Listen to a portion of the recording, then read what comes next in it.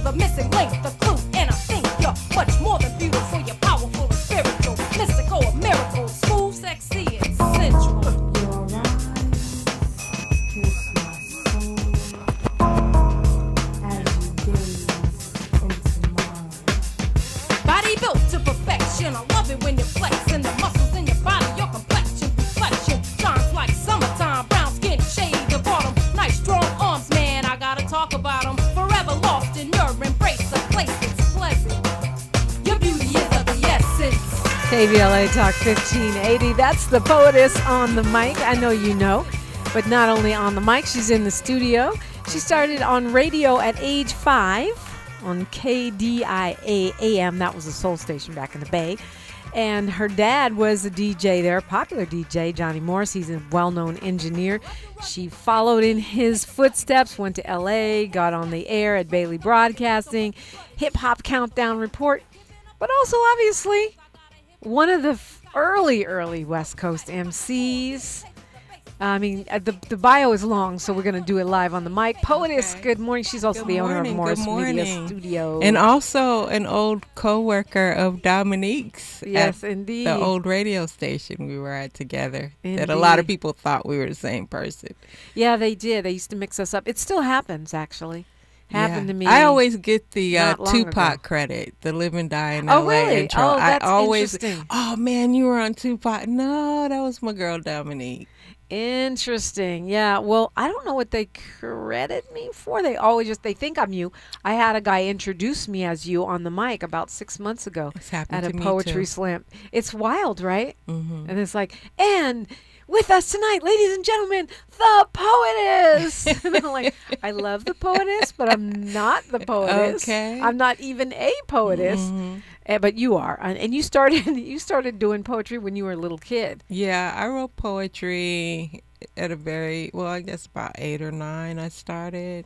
And then you kept it going on to, and an actual record deal level. Yeah, I turned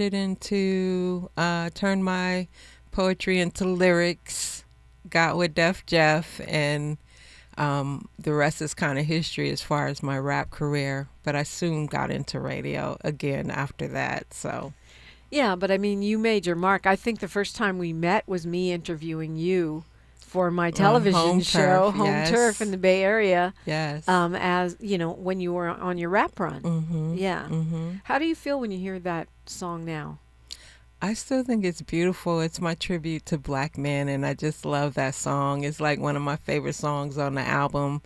The album is out there. I did release it digitally a couple years ago. And you guys were speaking about AI earlier. I said, I can take the music out now and put some new music up under the old album. But no, I think the original album is great. A lot of good producers that were starting out then that are doing bigger things now. So Yeah. When I listen back to myself, but way back, I used to rap. I think, oh man, that sounds corny. But Alonzo Williams was telling me that's the ugly baby theory. You have to embrace it in the context of the times that it was in. You can't expect it to sound like, and there weren't a lot of, I don't think, Bay Area female rappers at that time. So you were kind of like at the forefront of that. Yeah, but I never had a deal. I shouldn't even say this. There is an EP out there somewhere with me on it. But you actually signed to a label and, toured and did the whole thing. Yeah, I was one of the first female rappers on Interscope. I was on a boutique label under Interscope just before Death Row got there. Yeah. And that was people. It's again, it's hard to put it in a context because it was so different back then than it is now. First of all, we didn't have so many artists at all. Period. Like now, you have hundreds and hundreds and hundreds of artists. Yeah, and the difference I think back then too is you had a variety to choose from. You had your fun rap, you had your political rap, you had your dirty rap. But now it all seems like kind of the same. Do you think? thing. I mean, you don't think we still have all those kinds of raps that are just not getting played on the radio? That could be, but I mean, you know better than I do. You do a much better job of keeping track of what's going on. I really don't, to be honest with you. Not anymore? With the new music, I'm still stuck in the in the 90s and 80s and early 2000s. You say that, but you got Anderson .Paak and yeah, Sir on those guys are great. Yes, okay, of course. so- But I mean, in terms of the variety, I don't see a lot of it now. Mm-hmm. Well, I always hope there is variety. I see it.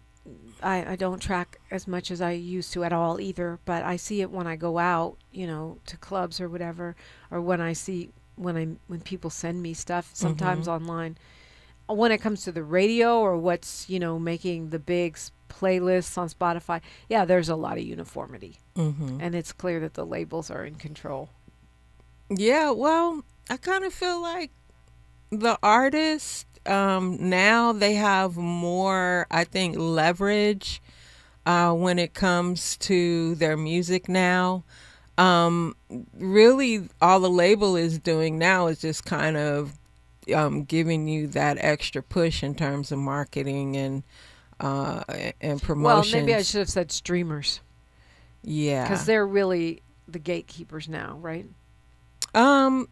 Really, you can get your music out. It's the thing now is marketing.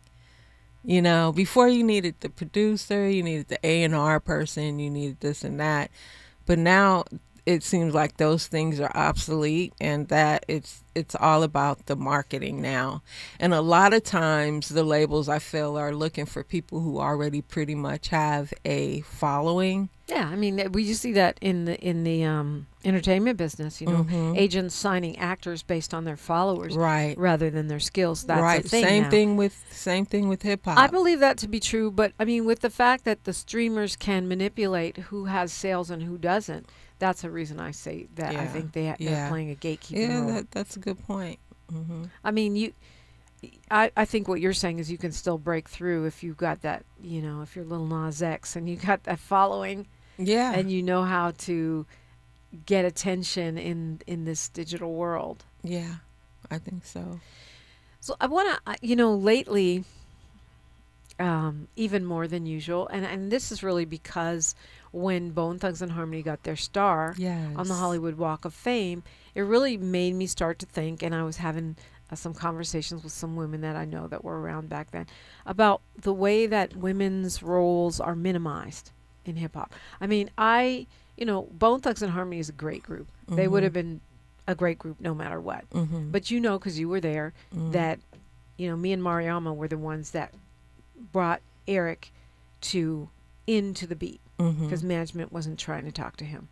And then from that, I remember when he first played Bone for me, yeah, same. and I remember when he first brought them to the radio station. I'm sorry. Right, Go and ahead. that happened because me and Mariama put him in touch with management. Then he got the Ruthless radio show. Then he started playing whatever he wanted.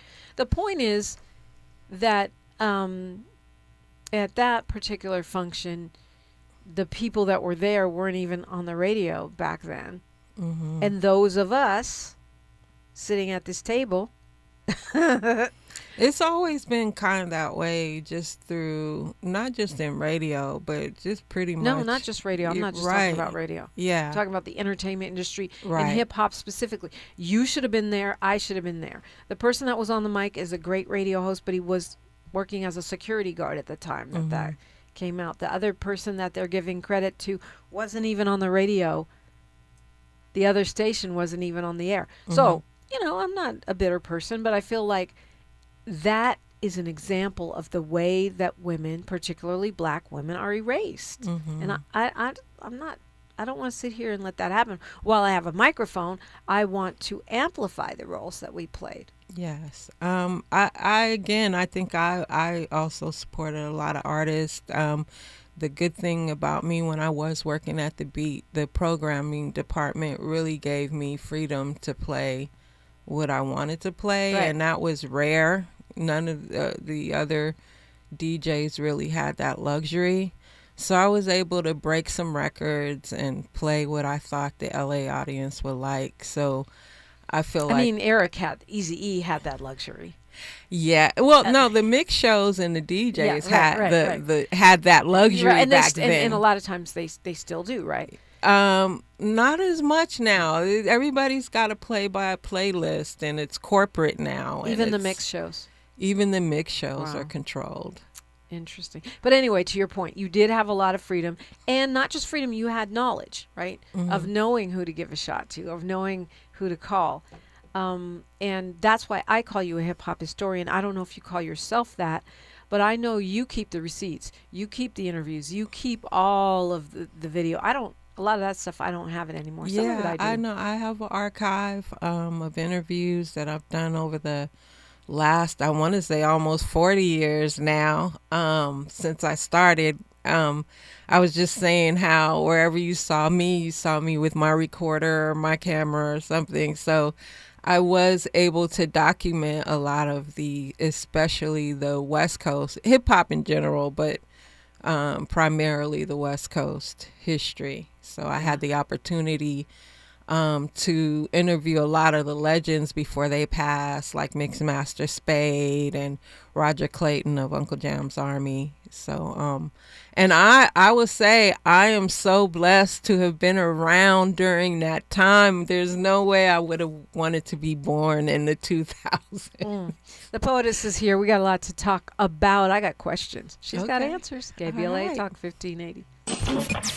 Thanks for starting your morning off with a voice that speaks truth to power and the powerless, getting to the heart of what matters most in our community. This is where authentic conversation meets real action. From breaking news and politics to culture and community solutions, this is where you hear perspectives you won't hear anywhere else. This is where we come together, get informed, and make change happen. You're inside First Things First with Dominique DiPrima on KBLA Talk 1580. Good morning, sunshine. You make my day. Just in case you missed our Procrastination Crenshaw Town Hall. I actually live on this block, and it has affected my life because I'm a knock nurse. We have everyone coming over here that's on meth, drugs, and everything. I've called multiple times to Los Angeles County about once you leave out of here, you will see once you go down to this stop sign, it's pitch black. There's no lights over here. No lights? No lights on this side or that side. You have people with mental issues throwing these gates to Crenshaw. Children don't like to come outside anymore on their scooters, their bikes, their helmets, and they're speeding up and down. No regards to life at all. Like I said, I leave out of work. I'm a traveling nurse, so I take my contracts in Los Angeles County, but I may have to go to Montebello. I may have to go to Van Nuys. I leave out at 9:45 sometimes sooner, and it's someone breaking into our mailboxes because they're breaking into our mailboxes. So now the mail's not coming. Yeah, breaking your windows in your vehicle, and it's just really sad. Holding them accountable. We're KBLA Talk 1580.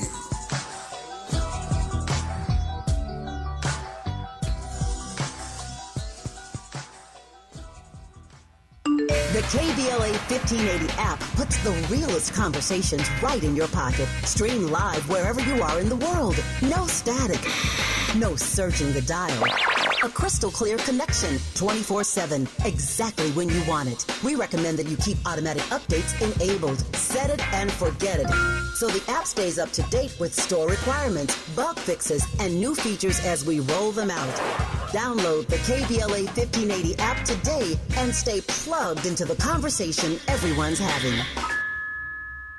What's good, KBLA delegation? I am Miles Lowe, and I'm excited to be joining the weekend lineup right here on KBLA Talk 1580. Join me every Saturday at 12 noon for the Do Better Show, where we get into the world of tech, AI, the creator economy, navigating your mental health through it all, and have conversations with founders to find out how real people are making real money right now. It's not a course, not a subscription. Classes in session every weekend, live on the air. So if you knew better, you do better, right? So let's make a better you. The Do Better Show every Saturday, 12 noon, and replaying again at 7 p.m. right here on Unapologetically Progressive KBLA Talk 1580. We got a lot to talk. The conversation continues right now with Dominique DiPrima on First Things First. Okay, we're talking with the Poetess, a.k.a. Felicia Morris. She's also the owner of Morris Media Studios. She helps people learn how to do podcasts, and she produces podcasts. Actually, I think I shouldn't be mad at you because everybody's got a doggone podcast. And who knew that everybody wanted our job? I mean, even Barack Obama got a doggone podcast. Can y'all go get another job and let us radio people have the mic, please? Right. But, you know, I think it's also a good thing because people can express themselves. No, you're right. A lot of people have stories to tell. I really enjoy being in the podcast producer space. Do you ever get anybody that's just like, no, dude, you do not have it? Because some people really don't need to have a podcast. I'm sorry. Call me a broadcast snob. Yeah, I think those people don't get it. Right. They don't get it. It's like you really have to know who you're speaking to. You really have to have a reason and a purpose for doing a podcast. Some people do it because it's the in thing to do now, and some people just like to hear themselves talk, but Yeah.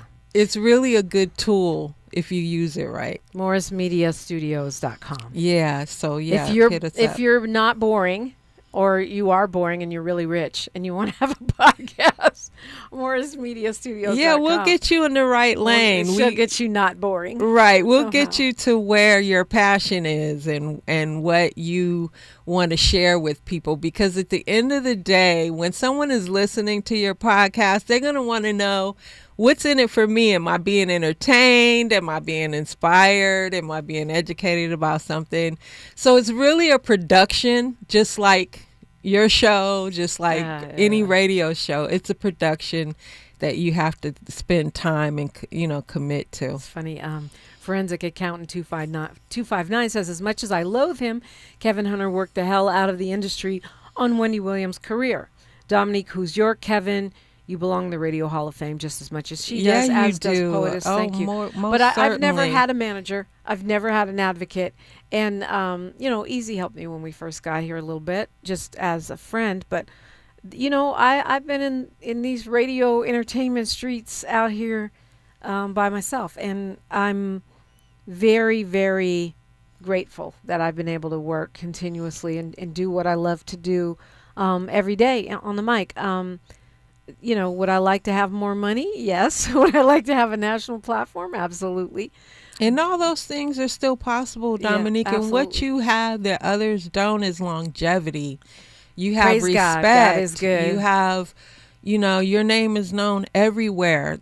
Nowadays, people last 5 minutes. You don't know even, and that goes for the music too. I was listening to, shout out to DJ Battlecat. He was spinning the other night somewhere, and just the music he was playing was just so bomb. And I say, you know what?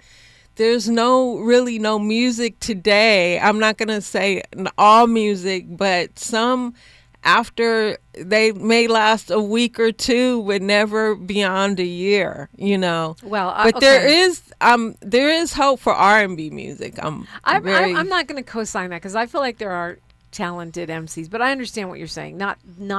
I mean, they're not making classics. I would say less.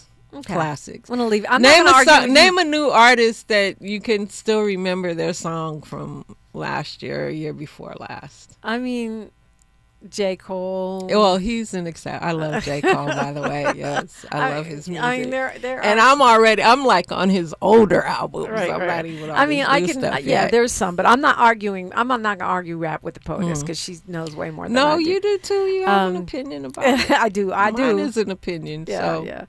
But I was asking you how you feel hearing your music now. I'm glad you still love it. You were definitely one of the first on the West Coast to record and tour and be signed, right? Mm-hmm. Do you think that, is this just me? Do you think that women get the credit for the roles that we played in the industry back then, whether it's as artists, as in front of the mic or behind the mic? Because you've worked in both capacities. Yeah, I don't think women get as much credit because we are behind the scenes. Well, a lot of us that are making power moves are behind the scenes, and it's just when I was first starting out young and didn't know nothing, I was like, what is sexism? I ain't experienced sexism. I'm doing what I do. And I was doing what I do. But as I got older and more knowledgeable, I go, oh, okay, had I been male, this would have been this way or that way. Right. Things would have been, even now, dealing with clients and people that I associate with, it's just a whole different thing when they're dealing with a woman versus a man. And I'm a tough cookie. I don't play. I do things for the most part my way, but I don't think women get the credit that they deserve for all the things. Just imagine pulling the women out of let's say just the entertainment business or music business, would there be a Jackson 5? You know, you got to think of Susan No. DePass. You got to Right. think about women that were behind the scenes that were making stuff happen. Yeah, absolutely. You know, and it's not just credit. Some of it is opportunity. I mean, you're braver than I am because you would hang out more, you know, and you know, create more friendships with artists and stuff in the industry. And I always felt, you know, at a disadvantage because if you did that, you got to be a tough cookie like you. And I'm, you know, I don't know if I am a tough cookie. You are. I can be. Yeah, don't mistake my kindness for weakness. For You sure. are, for but, sure. But as far as, you know, you hang out, it's like, well, why are you here? Are you an artist? Are you somebody's girlfriend? Are you a groupie? And whereas if you're a man hanging out there, you're just one of the fellas. Right. And a lot of industry opportunities come out that way, right? You're hanging out, they're kicking it, they're smoking a blunt, they're doing this, they're doing that, and they're building, and somebody gets a job and somebody gets an opportunity. And a lot of times we're not in those spaces because I'm not trying to be labeled as a groupie or a hoe or somebody's girlfriend or, you know, and I'm not an artist, so I don't have that. It is really I'm boils not a down rap artist. to. Let me be clear. I'm a writer. It's really how you carry yourself too.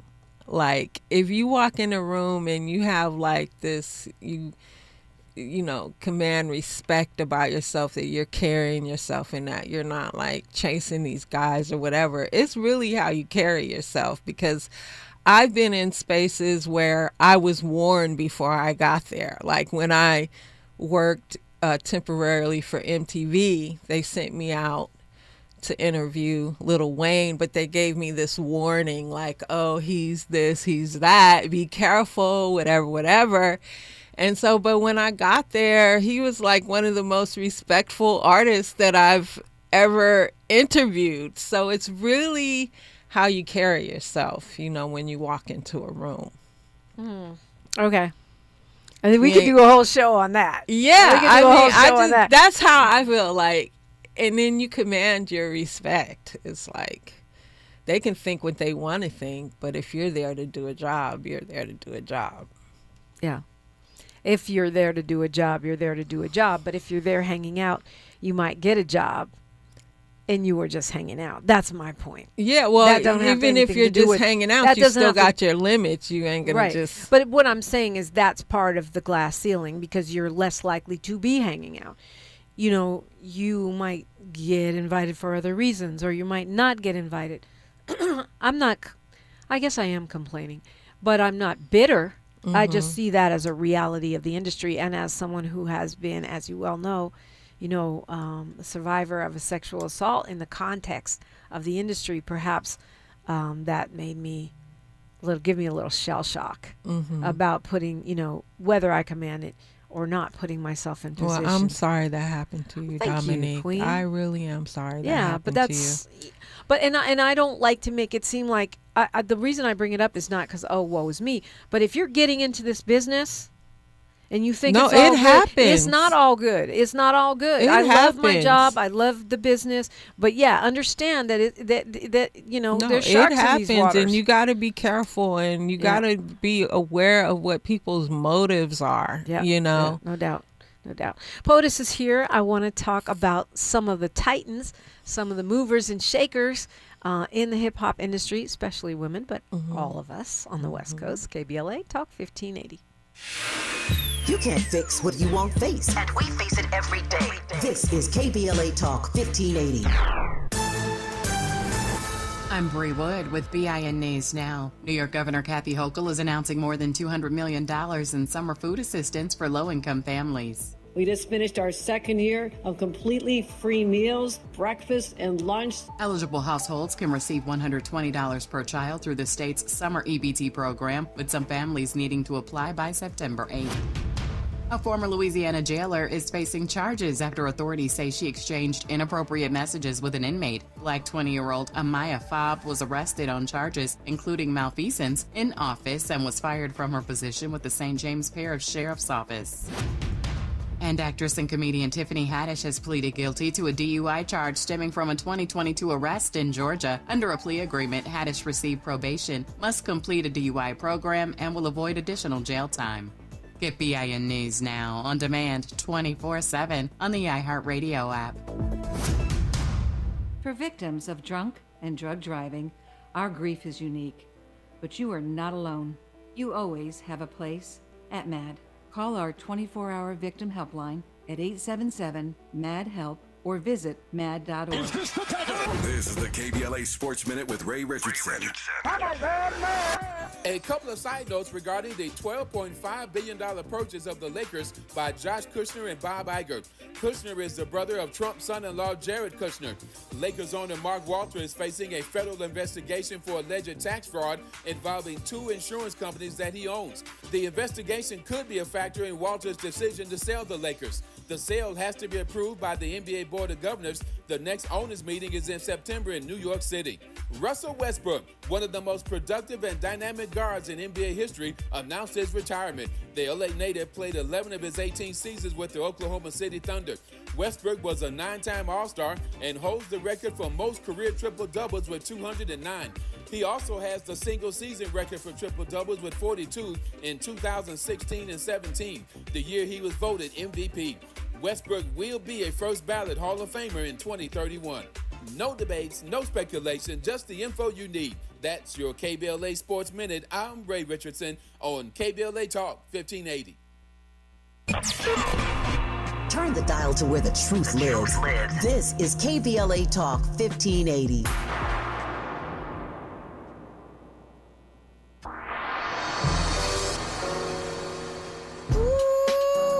Fridays just got better. What's up? I'm Amanda Seals, and this is your invitation to come and sit with me. Yes, get seated as I do my thing on KBLA Talk 1580. We're talking noon to 2 p.m., then back again 4 to 6 p.m. Same day, same station. Bring your opinions, because you know I'm going to have mine. Bring your questions, because you know I got answers. And bring yourself, because, baby, we want you to be authentic at all times. Fridays on KBLA Talk 1580. I'll be waiting. Join me. Are you feeling the heat? LADWP can help you stay cool this summer and save money. Through the Cool LA program, eligible customers can receive instant rebates of up to $275 on new portable, window, and wall air conditioners. Shop the Cool LA Marketplace today and beat the heat and save. Learn more and apply at ladwp.com/cool-LA. That's ladwp.com/cool-LA. We all hear the radio ads about the IRS. They tell you to be afraid, to be scared, and they try to frighten you into calling. I'm not here to do that. Tax Relief Advocates is different. TRA is here to tell you that if you owe money to the IRS, whether it's $5,000, $50,000, or $500,000, we have a solution. It doesn't matter if you're sitting in your car, at work, or with your kids. No matter where you are, call now. 800-550-9651. Don't lose hope. TRA can eliminate or reduce what you owe to the IRS. Generous programs are now available that can give you a fresh start. Our passion is taxes and helping individuals fix their IRS problems. We have over 1,000 5-star reviews on Google and an A+ with the Better Business Bureau. You don't need to be afraid of the IRS any longer. End your tax nightmare today by visiting us online at TRA.com or call 800-550-9651. That's 800-550-9651. Tax Relief Advocates. Real solutions for real people. Broadcasting live from Leimert Park, USA. Welcome back to your home for unapologetically progressive radio. KBLA Talk 1580. And the Poetess is here. We are talking hip-hop. And we're talking about your career and women in hip-hop. These are all things that I feel like while I'm on the mic, I got to keep saying this stuff because no one else will. At least not anybody that was there to witness it like you were and I was. So, do you think, are you on team hip-hop has a birthday? Like, do you celebrate August 11th? Because I don't. I think hip-hop, I think every day is hip-hop's birthday. I also feel that's New York's birthday. What about West Coast birthday? Because really a lot of people don't know that when New York was, giving these basement and backyard and park parties. So was the West Coast. Thank you. You know? Thank you, because I was at those. You know what I mean? With the linoleum and the cardboard and the, little drinks and bags and stuff. Yeah. So I just think that I don't know if we can actually pinpoint a day where someone named it. I'm not trying to hate on Cool Herc. I just feel like hip hop was like mushrooms spontaneously popping out of the ground all over the U.S. I do believe it's a U.S. black phenomenon. I know that there were Latinos and Asians there from day one contributing. I'm not hating on that. Mm-hmm. I saw it with my own eyes. Mm-hmm. But I don't know, this idea that on this day and this one project. Well, they probably have to do that really for marketing, for, capitalism, whatever. Miles likes it because it's his birthday, August 11th. So I get that. Okay, I'm not mad at that. But like, to me, what is your hip hop origin story is the better question. My hip hop origin story began when I moved to LA in 1985. I met this female rapper named Lisa Love. She was the backup singer for the LA Dream Team, but they didn't allow her to really do her skills. I mean, she was a Puerto Rican sister from New York, but she rapped like no other. I was just blown away when I heard her rap. And so I was writing poetry at that time, and so her and I were going to get together and write together, and unfortunately she passed away before we had the opportunity to do that. And so I just kept on, writing and, rapping. Of course, I was horrible back then, but Def Jeff helped me hone my skills. No ugly babies. No ugly babies. I love that. I got that from Alonzo Williams. Yeah. Because it was what it was. So my origins began mid 80s, sort of, where I really started getting interested in the scene. And then by that time, when I moved out here from the Bay Area, you had people like Egyptian Lover, LA Dream Team, and Uncle Jam's Army and World Class Wrecking Crew. Toddy T, Mixed Master Spade, they were all doing their thing when I got out here. And when I came here from the Bay Area, I literally just jumped in the mix because my dad was already on the air out here on KGFJ. And I got into the mix early, and I just feel like I'm glad I got into hip hop at the time that I got into hip hop. And so my origins begins when I met a sister named Lisa Love, and she inspired me to want to become a rapper. Rest in peace, Lisa Love. Yes, and she was so dynamic. And then I teamed up with Def Jeff, and he kind of was my mentor in helping me get my skills. To him? Yep, I still talk to Jeff. Well, shout out Def Jeff. Shout out to Def Jeff. Yeah. Okay. So we've been talking about the industry and a little bit how women get, I would say, erased in ways that we should not. And you mentioned, Lisa Love and how she helped you and you helped her. But we were also talking off the mic about how sometimes it can be tough, the way women are pitted against each other, or the way they pit themselves against each other. Or they'll say, we already have a female rapper in our group. Or that was kind of like how the labels were too back then. They'll sign one female rapper, and that's it. We have our black woman. Thank you very much. We only need one. Yeah. Yeah. So, and then we kind of were talking about how, sexism also exists between each other. Like there's times where females don't support each other like they should. Yeah, and that's not just in hip hop, but it's true. That's in the entertainment business and business. But there are some supporters. I mean, I have some great female mentors, so I don't want to say, there's not that either. Right. My take on it is that the sisterhood is real. We you and I have supported each other over the years, and there's many other women that have open doors for each other, but I think we're groomed to not do that, right? It's the reality TV of it all. It's the Real Housewives of hip hop. It's the the spectacle of women fighting and cat fighting. And so I like to talk about it from that perspective of we don't have to buy into that. Yeah, no, we don't. We do not. I've maybe had a few female haters that I can think of off top. But for the most part, I've had a great sisterhood. I've had some great female mentors. Shout out to Legia Lott, who gave me my first intern gig at RCA, Jive Records, and also to Kathy Hughes. A lot of people, have things to say about her, but I have nothing but respect and a good friendship with her. Oh, I'm so glad to hear that, Poetess. Yeah. Next topic. Okay. I did work for Miss Hughes when I was on the Steve Harvey Morning Show. And that's the thing. It's like, leave that right there. She is a radio pioneer. Yes. And I'll say this. She probably had to do, and I'm not just saying her, she had to fight and do what she had to do to get where she is now.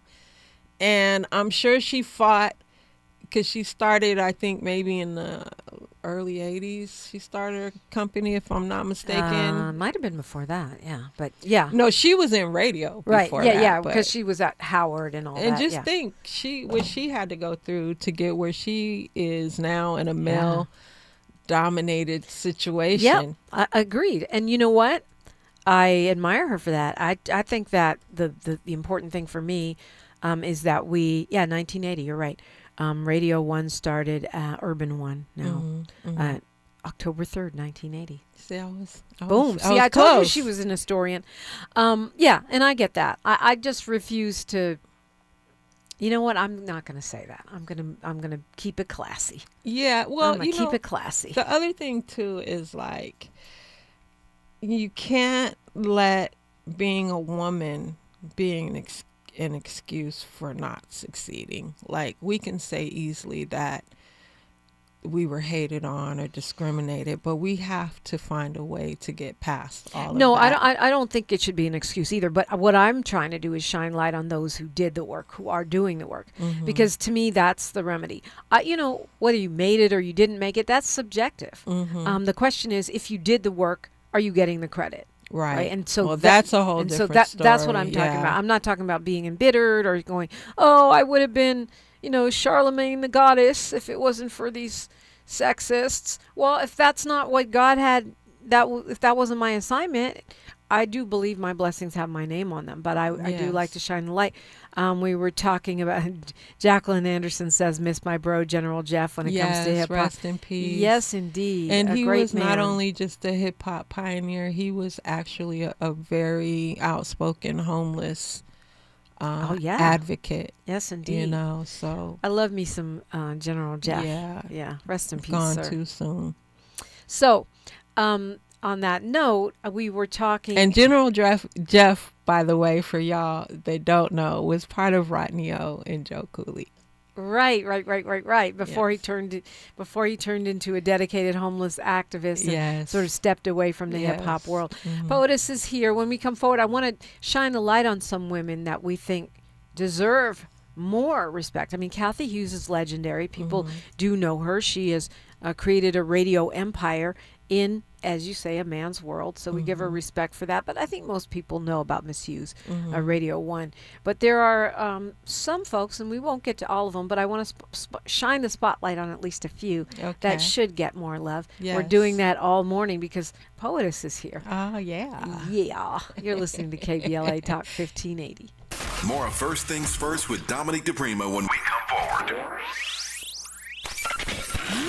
Just in case you missed our Procrastination Crenshaw Town Hall. I heard that this brother is MIA, but I don't know if I'm saying his name right. Marquise Dawson. It's his district. He has an office in the back of Crenshaw Destination. I have not seen this brother one time in my life. On TV, yes. Newspapers, yes. And all that other stuff. But to come across the street and talk to people, or even next door to talk to people, I haven't seen this brother ever. The people who are doing the construction in my count is 21 months. Let me know if I'm wrong, how long it's been abandoned. I'm calling it abandoned construction. And I've emailed a lot of people from the city, and they always gave me a date that it'll be done this day, it'll be done that day. But next door to us is the people who actually are doing the construction. Those are my next door neighbors. That's how I know what's going on. They haven't been there for 21 months. Not letting them get away with anything. We're KBLA Talk 1580.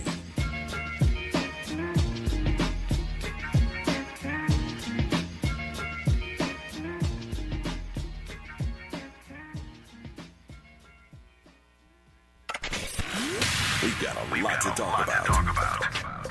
Hi, I'm Zoe Williams, a.k.a. The Voice of Reason, encouraging you to join me weekdays from 7 to 9 p.m. for the world's most intriguing relationship radio roundtable. Every night, I facilitate and encourage our loyal listeners to participate in the most engaging relationship discussions you'll hear anywhere. So make it a point to rendezvous with me, Zoe Williams, the Voice of Reason, Monday through Friday, 7 to 9 p.m. Pacific Standard Time. Trust me, your relationships will never be the same.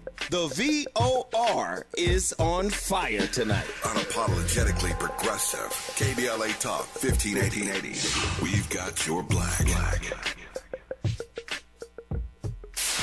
KBLA Talk 1580. We've got a lot to talk about.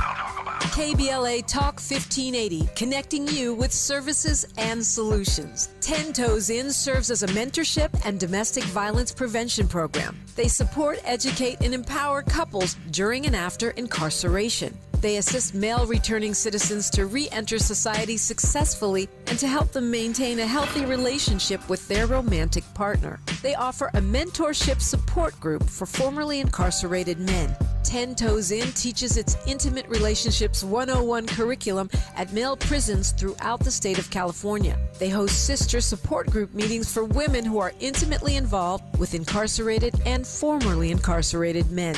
10 Toes In is a 501c3 nonprofit organization. To access their services or make a donation, please visit them online at 10toesin.org or find them on Facebook or Instagram. They are healing lives through relationships. This is a community call to action from KBLA Talk 1580. Roger and Tracy saved over $18,400. Cynthia was recovering from a family tragedy and saved over $10,300. If you are drowning in debt, then call Debt Blue. Debt Blue is a professional debt negotiation firm with over 20 years of experience helping people pay back a fraction of what they owe. Learn how to cut your debt up to half or maybe more. Be debt-free in 24 to 48 months, even with bad credit. With an A+ rating from the BBB, you can rest easy knowing Debt Blue is going to deliver guaranteed debt reduction. Debt Blue offers a success guarantee. You pay nothing unless your debt is reduced or completely resolved. That's right, you save money or it's free. Call now for significant debt relief and a free consultation. 800-200-8879. That's 800-200-8879. You don't have to declare bankruptcy. This program works if you owe $10,000, $20,000, or even $100,000 in debt. Call for your free consultation today. 800-200-8879. That's 800-200-8879. This is KBLA Talk 1580, where hate meets a scholarly match. Felicia, the Poetess Morris, is here. You can find her at Morris Media Studios, MorrisMediaStudios.com. You can find me at OG Poetess on Instagram and on Morris Media Studios, also on Instagram. If you are looking to, even if you're just thinking about a podcast, hit me up on an email. I do free discovery calls where we can just hash out your idea. Email me at contact@MorrisMediaStudios.com. Even if you've just been thinking about it and trying to decide if it's the thing you want to do, let's talk about it. Okay. All right. Stop looking at me. Okay, before we do some shout outs here to women that deserve it, I have to ask you the question that I've been pondering. Which comes first, the hip hop or the politics? Does the politics influence the rappers, in other words, the activists on the streets and or those lawmakers, or is it the artists and the hip hop movement and the music that's influencing the politics? I definitely think it's the politics influencing the rappers, because I remember like back in the late 80s, early 90s, we had a lot of political rap. I even considered NWA to be a political group, even though some people think otherwise. But we pretty much reported what was going on in politics, especially like with Public Enemy. They always talked about Bush and things of war and things of that nature. So I think hip hop was sort of a reflection of what was going on politically at that time. Yeah, I mean, I in many ways it still is, whether you like what's going on or not. Not as much though. I don't hear very many artists talking about Trump. To the good, to the bad. I mean, I'm talking about like Nicki Minaj going all up and under his coattails and people seeking pardons and such. So we might not think of it, necessarily always on the positive side, but it's still embedded in the political world. Yeah, and I just was mentioning to you because we were talking about women's roles, and I want to shout out to all the Black women fighting in Washington every day that are just, standing tall and strong and just a force to be reckoned with. Right. So shout out to all the Black women officials and politicians out The Summer there. Lees, the Maxine Waterses, the Ayanna Presleys. Yes, we see you. Jasmine Crockett, AOC, all of them that are just standing up to the man.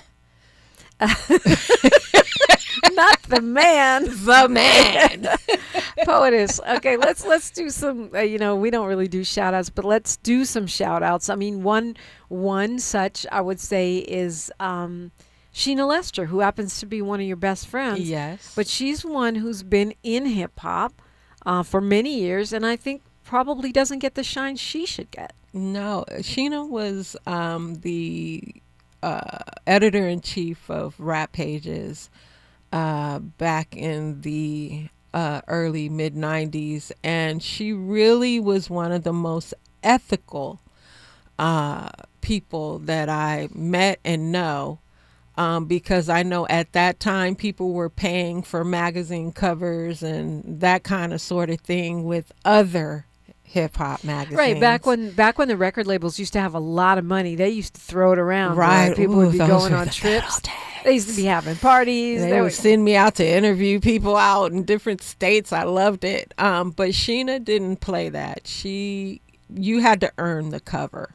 Mm-hmm. You had to earn the story. I remember she did a review, and she didn't personally, she hired writers to do a review, and someone gave an unfavorable review to Tupac, and he called our house. We were roommates by that time, and he called and left a threatening message on our voicemail. I think we still might have that little mini cassette somewhere with that message on it. But wow. Yeah, he called and threatened Sheena because he got an unfavorable review. And of course, she's still writing and doing her thing. Yeah, she's editing. She's still one of the top editors in the business.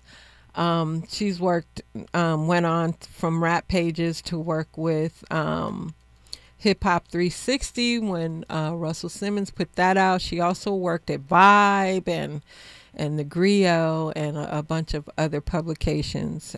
So I would say editing is her passion, but she's also passionate about Black brewers. So she's kind of moving into that lane of supporting Black brewers.